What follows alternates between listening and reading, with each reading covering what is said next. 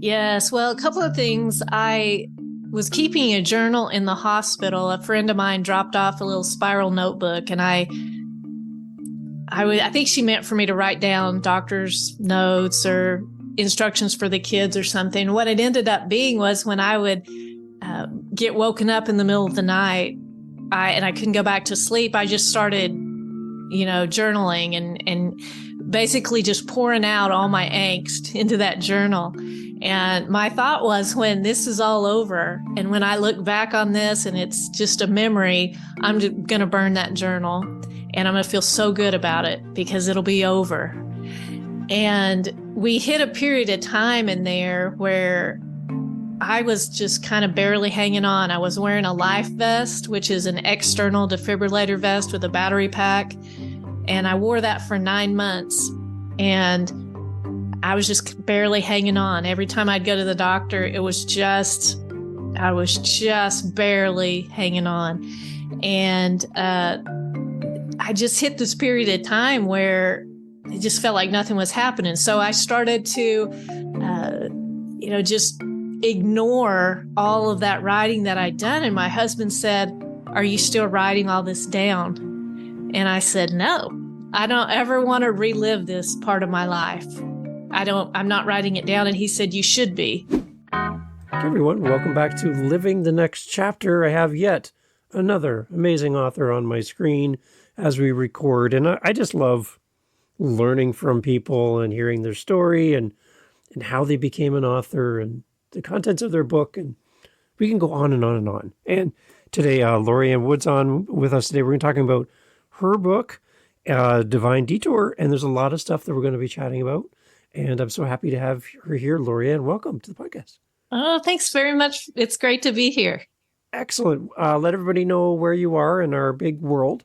I am in Northwest Arkansas, Bentonville, which is the home of Walmart for most people. And we've been here for 32 years. So I didn't start here, but this is where I landed and raised 3 kids here. So it's kind of home now. Nice. Nice. Does everybody in town get like an employee discount at all? Or?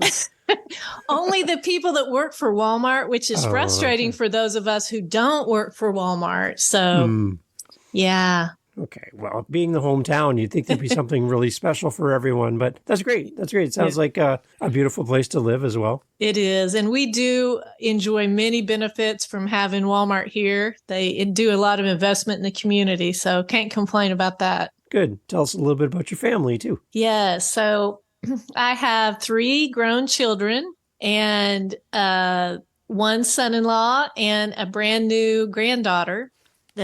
I know I get the grandchild thing now. It's, you don't know until you know, but when you know, it's good stuff. Right. It's exciting. Congratulations. That's great. Thank you. Yeah. It's another whole chapter. It is. It's a whole new world. And hence the name of my show, Living the Next Chapter. You're living it right now. So there we go. Right. Nice shameless plug I just got in there. So that was good. Tell us about your book, your journey as becoming an author. Go back before there was any book in the works. Mm-hmm. If somebody came up to you in Bentonville and said, "Hey, Lori-Ann, you're going to be an author one day," what would you have said to them? Yeah. I would have maybe agreed with them on one slight. I think a lot of people are like this. They feel like they have a book inside them, but I was waiting to be an expert in something. And I couldn't imagine what that book was going to be about. It was just kind of this, some people want to climb a mountain or run a marathon, or I thought that'd be cool to write a book, but I was waiting until I felt like I knew enough about something that I could impart some wisdom, and thought at the time, maybe I'll write a book about how to vacation on the cheap, or maybe how to throw a really great children's party. But I never took the time or any preparation to do it. I was busy living my life, doing all the things, and then something caught my attention and that all changed. So that's how the book came about. Okay. So what caught your attention? Let's go there. Come on, talk about that. Yeah. it was about 8 years ago. Let me just say this. I got an evaluation for a life insurance policy, and they told me that I had less than 3% chance of ever developing heart disease in my lifetime because I had low blood pressure and low cholesterol and all the good numbers, which I've always been a really healthy person. I was never in the hospital other than to have a baby, and I wasn't on any medication, and I was just living life. And then 3 weeks after that medical evaluation for the life insurance, I wasn't feeling well. And I thought, I think I might have the flu because it was Thanksgiving week and my kids were coming home. I still had kids at home and some were coming from college. And I thought, I got to get to the doctor and get this resolved so I can have Thanksgiving at my house. And I went to convenient care a couple of times that week, and they gave me an inhaler, and then they gave me an antibiotic. And I just kind of went downhill that week. And by the time Thanksgiving rolled around, I pretty much was in bed because I just didn't have the energy to get out of bed, which was really strange for me. And at that point, I thought, I bet I have pneumonia because I'd never had that, but I just was wiped out. And I spent the whole Thanksgiving in bed. But then on Black Friday, we woke up and my husband got up early and called our primary care doctor and insisted that I go in. And when I went in, the first thing he said to me after listening to my chest with a stethoscope, he said, if we're lucky, it's pneumonia. And I was thinking that was my worst case. I was thinking ahead to what's the worst this could be. And he took me to the x-ray lab and did a chest x-ray. And he found that I had an extremely enlarged heart. And he direct admitted me into the hospital. He would not let me go home to pack a bag. And I spent 2 weeks in cardiac ICU. And on day one of being there, they diagnosed me with end-stage heart failure, and my heart was functioning at just 6%. Wow. Wow. Yeah. And it was crazy. It was so, like, if I had made a list of everything that I was worried about ever happening in my lifetime, I mean, cancer would have been on there, car wreck. Like, heart disease wouldn't have even been on the list. Wow. So, okay, how does the family respond when we hear that kind of news? Like, yeah, what happens? We were kind of in a bubble because that whole time, even when I saw that printed on my admission form for cardiac ICU, I was still thinking that they're going to fix this and I'm going to go home and I'm going to go back to my life.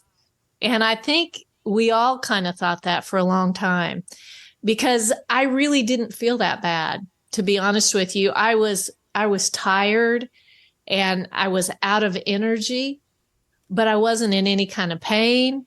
I wasn't, I was still walking around the hospital hallways slowly, but I was walking around and it just didn't seem like I was in the shape that they were telling me I was in. But we kind of got a few clues because the crash cart, the defibrillator cart, followed me around the hospital.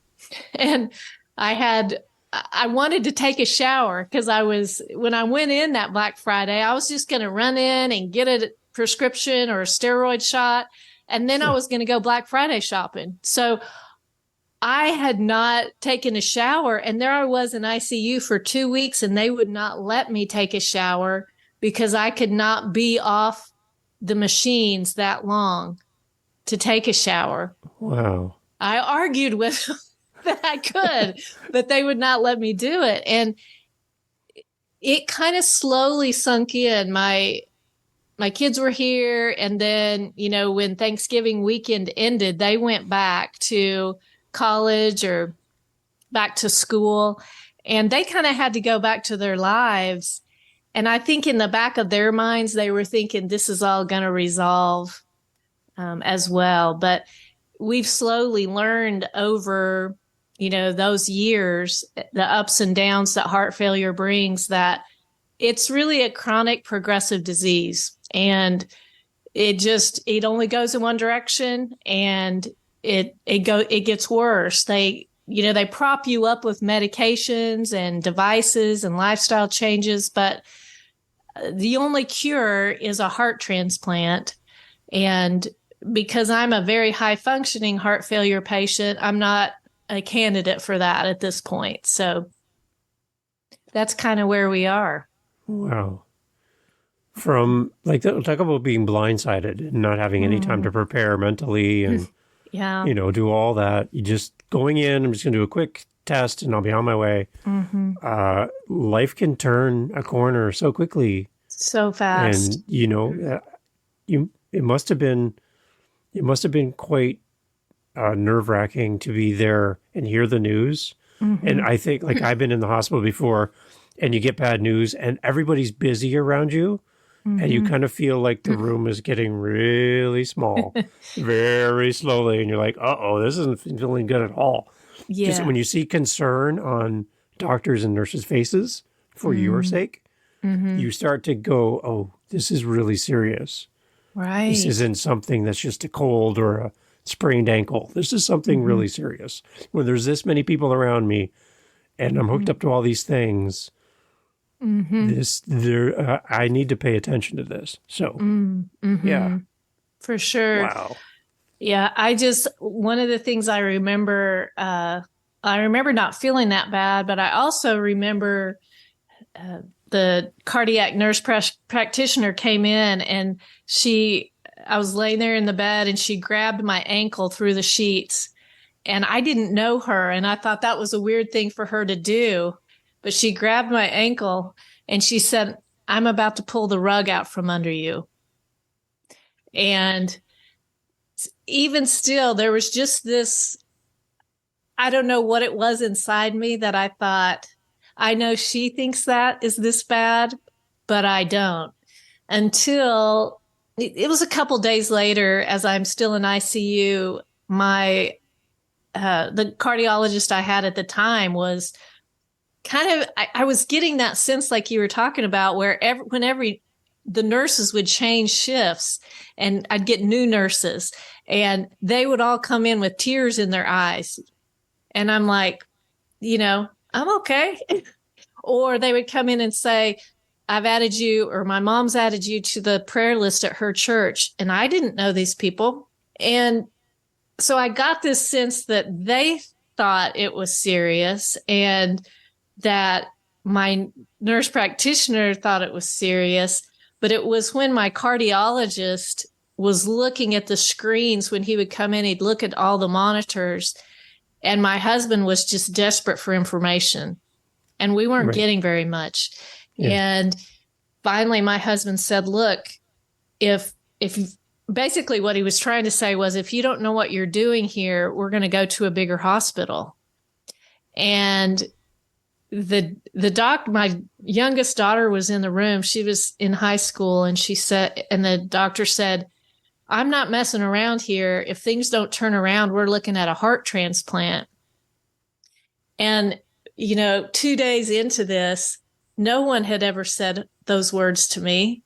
Wow. I had no idea what he was talking about. So that was hard for my daughter, because she was, she's still at home. She went through the hardest part of it with me. She was a senior in high school, and that whole first year, when I wanted to be doing all the things with her as a senior and going to college visits and all of that, she was going through all of this with me. And we were making trips to Cleveland Clinic every couple of months.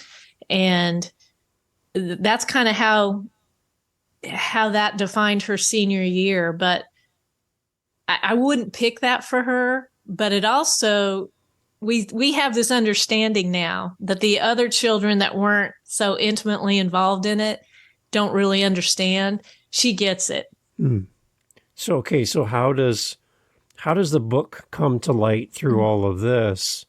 And how does the book kind of become the next chapter for you as you kind of live through this together with your family?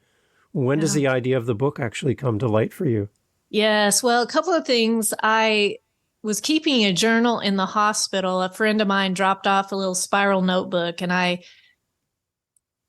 think she meant for me to write down doctor's notes or instructions for the kids or something. What it ended up being was when I would get woken up in the middle of the night, and I couldn't go back to sleep, I just started, journaling and basically just pouring out all my angst into that journal. And my thought was, when this is all over and when I look back on this and it's just a memory, I'm going to burn that journal and I'm going to feel so good about it because it'll be over. Yeah. And we hit a period of time in there where I was just kind of barely hanging on. I was wearing a life vest, which is an external defibrillator vest with a battery pack. And I wore that for 9 months. And I was just barely hanging on. Every time I'd go to the doctor, I was just barely hanging on. And I just hit this period of time where it just felt like nothing was happening. So I started to, just ignore all of that writing that I'd done. And my husband said, "Are you still writing all this down?" And I said, "No, I don't ever want to relive this part of my life. I'm not writing it down." And he said, "You should be." And so I kind of started to write a little bit down and started to dabble into some life questions as I'm processing what's going on and sharing it a little bit on a blog that I was doing to keep people up to date with my health. And those kind of grew into some articles that I wrote online and for some publications. And then at some point I realized, I had taught college business classes for 25 years. And I figured out at some point that I'm not going to be able to do that again because I can't stand up and speak for hours at a time. I just don't have the breath support or the stamina. Even when I do presentations now, I'm sitting down. And so I knew that wasn't part of what I was going to be doing. And at that point, I started, thinking about what if all the stuff that I've been writing is the book that I was supposed to write. And at first it dawned on me that I'm going to write this medical memoir about what happened, because there was a lot of ups and downs in there where I thought I was healed at one point and completely restored and came back down. And there was just a lot in that story that was interesting to me and my family. Yeah. But I realized it probably wasn't that interesting to anybody else. And it wasn't that unusual because everybody has, a medical story. And so as I processed it more and more and looked back at those journal notes that I took and against my wishes, I still wrote them down. I realized that the real story was these questions I was asking. And I think they're questions that they nag at the back of our mind, all the time. But when we get thrown off on a detour in life, like mine's a medical health detour, but it might be a divorce that you didn't see coming, or loss of a child, or lose your career. And those questions, when you're thrown off onto that, those questions demand to be addressed, because then life has to have those parameters around it. And so I knew that those 3 questions were something that were bigger than the medical story. And so that's how the book took shape, because I was able to, while I couldn't lecture anymore and do all the things that I had done in that part of my life, I found that I could sit down and type all day long. I had the energy for that. And so this book began to take shape that I never would have taken the time to write in a safer, healthier life. I just would have gone on with what I was doing and plowed through, and it never would have been. So I am super curious around these questions, and we talked that questions seem to be a sign of weakness to some people as they kind of work through these things. But I don't think if you and I completed the episode now and said goodbye, there would be a lot of upset listeners going, I need to know these questions. Can you kind of unpack a little bit about these questions that help form your book? Yes, there are 3 questions that I don't know if this is the reverse because this is a first book I've ever written, but what was coming out of my mind and my angst and my experience, that content came out first. And then once I looked at the content, I realized it was going into kind of 3 main buckets. And those buckets were these questions that I later realized were very reflective of the 3 temptations that Jesus faced in the desert. Okay. And so the questions were inspired by those temptations. But the first one I call the question of worry. And that is this life all there is? I think that's just a basic human question because it reframes how we make choices every day. It informs everything we do, whether we believe this life is all there is. And so in this section of the book, I have 13 essays about loss and fear and regret and things like that. And I should note that in all of the essays, I don't so much come to this pointed solution or the answer to the question. And because that was never really my aim, it was really to say, it's okay to ask the questions. Here's your permission to explore this question. And you really need to. And you really need to for yourself. So that first question, is life all there is, was one I think we all are going to face at some time or another. And when you get on that detour, and it's a serious detour, that one pops up pretty fast. But the second question is what I call the question of doubt. And that question is God always good? Because I think if you Googled or researched in any way, what are the top faith questions or what are the biggest faith questions? That one's going to make the list every time, right? We've been through COVID. We're seeing war. We're seeing terrible things happening. Is God always good? And when you're on a personal detour, you ask that same question. And so those essays in the second part of the book look at things like protection and vulnerability and resilience and what's our role in that. Yeah. So that gives people permission to ask that question. And, we have to ask it. And we're not, there's no harm in asking that question, is God always good? In fact, it's really helpful too. So, and then the third question is what I called the question of control. And personally, this was my hardest question because I'm a planner and I think a lot of people can relate to this about,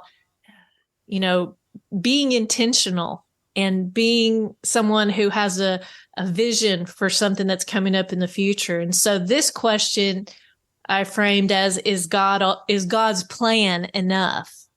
Is his plan enough? Or what's my role in that? Do I have any say? Can I tweak it? Can I change his mind? And so I looked at things in these essays like disappointment and failure and waiting. And what does that tell me about God's plan? And so those are the sections of the book. And I tried to, take a story from my life, either when I was a child or as I'm raising my children or something current day, and relate that to what was happening with that little bit of a journal entry. Because I think what I decided, and I think it's been pretty effective, is that nobody wanted the straight medical story from beginning to end. But when I could just carve out that little bit of journal entry when it was real and raw, and I was really being honest, and I can share a little bit of that, then the reader can connect to that and say, I was there, I've been there, I've thought that. But then I also gave it a little bit of perspective because the years have gone by and I'm able to look back at it, and that wound is kind of healed over a little bit, and I have a little bit more perspective. And so that, I think, was the combination that has helped it resonate with people that don't have anything to do with heart failure or health. Right. Wow. So as you go through writing the book, how did it feel then to get the book back into your hands as a completed copy? It's done. You can hold it, and all of those memories from all your entire journey is captured in one book between two covers. What does that feel like to hold on to that for the first time? My first thought, I think, was I'd always heard people talk about, birthing a book, like it's like having a baby or being a mother, a book mama, and I was like, I don't know, if it's that big a deal, because I've got 3 kids and now I've got a grandchild. But I'll tell you, that's a pretty accurate description, because it was kind of painful. It was painful. It was a long time coming. It was kind of a painful process. And then when you get it, none of that mattered. And it's just beautiful because it's yours. But the other sense that I got that makes it so much like being a parent is that at that point, I knew that I had something to do with the book, but I also knew that it was going to live a life separate from me. I was giving it its beginning, and then it was going to go where it was going to go. And I felt that throughout this whole process, because there's just been some things happen that didn't really have that much to do with me. I was there at the beginning, and I did what I could for the book, but it kind of did some of this and took off and became its own thing. So there's going to be people listening to our conversation, and they're part of your community. They were there with you, cheering you on, praying for you, supporting you and your family through all of this. And they're listening to this as a supporter of you, and they know you well. What would you say to your community and thanking them for their support and being there for you and your family through all of this? There has been, I don't know that I would have made it through as a whole person. And I don't mean physically. I had the best medical care in the world, really. And I was blessed to have access to that. But I would not have made it through emotionally and spiritually without people, because from the very beginning, I had people praying for me around the clock, and I still have the prayer chain in a frame that people would set the timer on their phone to get up and pray for me. And some of them are still praying for me all these years later. But that was something that at first was a burden to me, because I wasn't getting well, and I felt bad for them. I was like, I wonder if it's me. I wonder if I'm the reason that their prayers aren't being answered for me. Wow. And I kind of avoided people a little bit because I didn't want to let them down. But I can look back on it now and say that those prayers that they were praying and the words that they were sending me in cards, and people were sending me songs and books, though all of those words were the words that I didn't have for myself at that time. And they formed this safety net for me that really allowed me to survive that time and come out intact. And so if I wouldn't have had that support, I might be alive because of the medication and all the other things that I've had access to, but I wouldn't be the whole person that I am. And the words that they they gave me were the words I needed when I didn't have my own. It's powerful. It's powerful. And then my thoughts go to your husband as well through all of this. As Mm-hmm. I'm married and I've been married for 30 years with my wife, and I can't imagine how gut wrenching it is to go through that and to not be able to fix it. I would love to fix it in that situation and make your situation better. And I can just imagine his desire to do whatever possible to Mm-hmm. help you, but then to be so helpless at the same Mm-hmm. time. Mm-hmm. Talk about your relationship through that and how maybe things are a little different for the two of you now that you're on this side. Yeah, it's very different. And just a little bit of backstory is we met in high school. So we we have a long history. And when he called the doctor that Black Friday and insisted that I get in, I'm alive today because he did that. And I know that because my doctor told me that I was about to die that day. And I later learned I was at 6%. And I later saw a chart that said these different levels of what they call EF, and 5% says not compatible with life. Wow.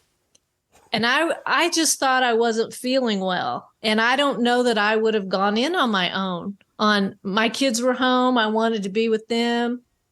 I may have put it off. But the other thing that's significant is our relationship really did take a turn that day because he started, I'm a mom, you raise kids, you're the caretaker. And then on a dime, he became the caretaker. And that has been just such a different level of, he takes care of all the mundane tasks at home. He does everything. And that has just brought him up so many notches in my mind from where he already was, and has been such a blessing to me because I know that doesn't happen for everyone. Sometimes life turns like that, and it doesn't end up that way. But I've been really blessed to have him in my corner. And not just with the physical tasks and the help. Something he told me in ICU early on. And I did I have to tell you, I didn't receive it well when he said it, but he said, it's okay. He said he's a runner, and he had not run for a week because I was in ICU. And finally, a friend came in and said, I'll stay with her if you want to go on a run. And so he did. He left the hospital for the first time, went on a run, went home, took a shower, came back. And he said to me, I finally got some time to think. And I realize now that everything's going to be okay, even if you don't get better. And I'm waiting for what he's going to say next. And he says, because we're just trading what we can't keep for something we can never lose. And I didn't understand at that time. I was kind of mad at him for the first part of the statement for a while. Because I was like, you were running and I was here hooked up to all these machines and you can't give up on me yet. But he was right because, I might have been completely healed that day or that week when I was in ICU or the second week, but it would only be temporary because, 30, 40 years, I'm going to die for sure. Yeah. We know how this ends. Yeah. And what he was saying is we're trading that for something so much bigger and better. And so he's been such a proponent of the bigger picture all along, even when I couldn't see it and I was just narrowed in on medications and side effects and all the little things. He was always looking at the big picture and always thinking about what this means overall, and keeping, the kids not only informed, but keeping them calm and keeping them hopeful. And that's a big job. It's amazing. Now, One thing you mentioned at the beginning, too, is that there's an audiobook version of this that's out. I know my wife and I love audiobooks. Tell us a little bit about having your book put to audio and what that means for you as an author. Yes. So the book is called Divine Detour. And like I said, it's 40 essays divided between those 3 life questions. But I had always hoped to have it in audio because I lost my parents in 2020, but my mother had gotten to a point with her eyesight where she couldn't read anymore. And my dad was printing everything out in huge fonts. He would print out my articles for her, and I'd go see him, and there'd be these huge fonts of my articles. But she was just starting to get into audiobooks when she suddenly passed away. And so one of the things I really wanted to do was to put this in audio. And I just had this idea that I wanted to read it myself. I didn't know if that was a cool thing or if that was a bad idea, but I just wanted to do it. And so, I talked to my publisher and they said, yeah, go for it. If you want to read it, you go for it. And so I found a recording studio here locally that does different recordings, but had done several audiobooks, and they were great to work with. And I just dove in and read it. And I'm really glad that I did now. I was afraid at first that it might, I don't know, be distracting for people if I have an accent or if I'm not a professional narrator, but I think it really lends to some of the authenticity of it. And the people that have listened to it have been very supportive of hearing it through my voice, because I lived it, so yeah. I put different inflections than other people might. Yeah, I love it. And I'm definitely going to have links to everything in the show notes. But for those that can't read for whatever reason, that audiobook is such a great resource to let people in and let them have a moment and to hear it from the author's voice. There's just something special about that as a listener, to know that it's your voice and your words. But what I find interesting, going back to what we talked about at the beginning, this was a journal that was meant for the burn pile.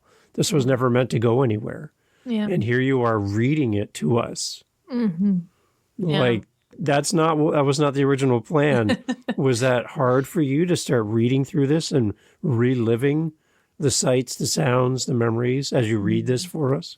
I think my biggest emotion in reading it, and it's funny because I wrote it in 2020 and 2021, and then it didn't come out as a book until 2023. So it had been a while since I had actually read my book cover to cover when I read the audiobook.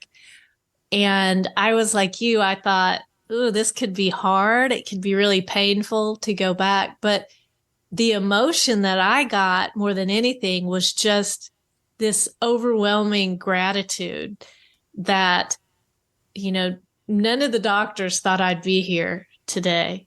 None of them. And, all the support that I had and all of, the words that people were letting me borrow and my family. And I think as humans, we sometimes forget until we go back and read or remember to be grateful. And so to me, it was really an exercise in, wow, I have a lot to be grateful for. And if I didn't read it again from cover to cover out loud, I might have not done that. I might have forgotten about it for a while. It's amazing. For those listening and they want to know more about you, I was on your website and following along on that part of your journey. Tell us, as far as connection-wise, all of that information. And then after that, I have one more question for you before we let you go. But let everybody know where they can connect with you and find out more about the next chapter. Again, here I go again. The next chapter of what's coming for you. Yes. So my website is just loriannwood.com. And if anyone would be interested in a resource that I have that I developed during that silent period I was having with God, there's a 5 prayers and promises when you can't talk to God. That's loriannwood.com/hope. Okay. And you can also go to loriannwood.com/books. And there's a book trailer. There's you can read the first chapter of the book free and just see if it's for you or not.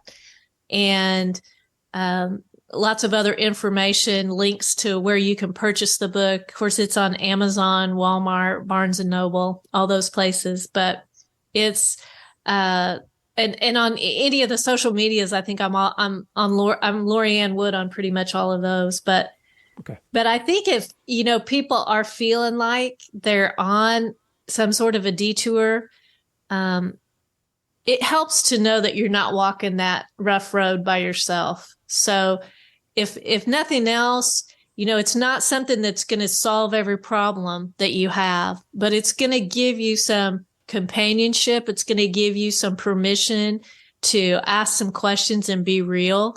And I think that's the value in it, is just giving that detour a chance to turn positive for you. The subtitle of the book is "The Path You'd Never Choose Can Lead to the Faith You've Always Wanted," because nobody chooses a detour.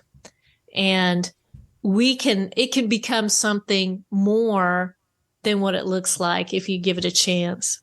Wow. Okay, so before we go, I would love for you to speak directly to the authors that are listening. They're in the process of writing. They're struggling maybe a little bit with getting their words onto paper or onto that screen, and they just need a little motivation from a published author who's done it and is now on this side of it, and what you can do to encourage them as a new author in their journey. What would you like to say to them if you had an opportunity to sit with them and encourage them in their writing? I think one of the biggest mistakes I mentioned early on, was that I was waiting to be an expert in something. And I think if you have an idea that's on your heart, then it needs to be written. And however you start that, if you start it in a journal, or you start a blog, or you start sharing it on Instagram, or however you want to do that, just start. Because if I had waited until I had all the training and all the knowledge and all the tools, I might never have gotten the book finished. So the key, I think, and it was very counter to my personality, was just to start and just do it. And that has been probably the biggest thing for me. And just to know that you're going to feel inadequate at every step. And if you're somebody that fights against that, just know that that's part of the process, is feeling like you don't know what you're doing. And that doesn't mean that you don't. It just means that it's a new adventure that you haven't done before, but you have something to say. If it's on your heart, you have something to say. Nice. I love it. Everyone, loriannwood.com is the website. You want to go there and you want to definitely buy the book. I would suggest as well to gift the book to someone who maybe is living this part of their life and they need that kind of support right now. It'd be great to have that show up in someone's hands, and I would appreciate if you did that as well. And encourage everyone listening, when you do buy books from great authors, to leave them a review. Let them know what the book means to them. Let's go beyond the basics of great book, great author. Let's get some detail in there and tell these authors why this book really resonates with us as readers and as listeners now as well, and support our authors by giving them that feedback. So wherever you buy your books, make sure you do that, and maybe share this episode with somebody who could really need some encouragement. Lorianne, thank you for making time to be here to share your story. And again, to your community that has surrounded you with love. Thank you for supporting Lorianne on this journey and being there for her and her family. Yes. It's amazing. Thank you for doing this today. Thank you.